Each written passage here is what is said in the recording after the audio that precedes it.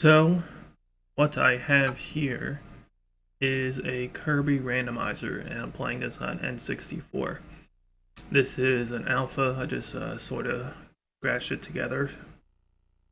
And it's basically the culmination of a lot of what I've done earlier in Kirby, and just sort of making this as something to garner interest in Kirby hacking. Basically, what it does is it mixes up the levels. It doesn't do it perfectly. If you look at the video, it doesn't. Some of the stuff doesn't really make that much sense, but most of the warps are randomized, and I randomized the music. And that's about it. I didn't randomize the enemies because I don't really know exactly. Not that I don't know how to do it, but I don't know how to do it without breaking the game. But as you can see in the video, it's basically just all the levels are scrambled. You can just run around in different places. It's pretty fun, honestly. I mean, Kirby's fun, but I think it's interesting. You know, maybe you play around with it once or twice. I may update this later as people get more interest. But for now, I'm just gonna release it as it is. At the end of this, I'll have a little tutorial on how to do it.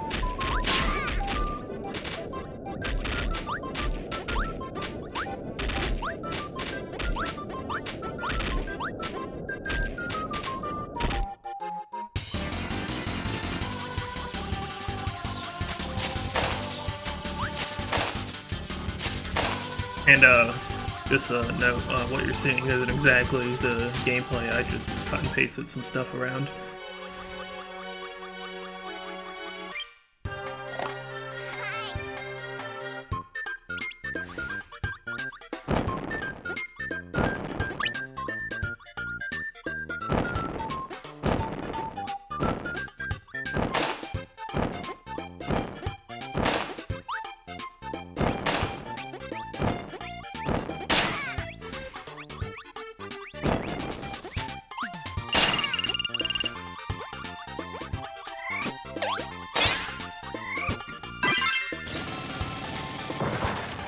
In the future, I am contemplating doing enemy scrambles.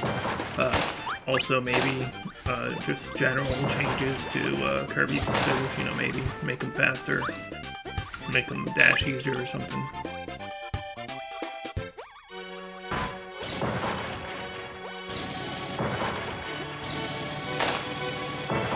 There was also the idea of randomizing power-ups. That's definitely something I'm interested in doing, but not for this release.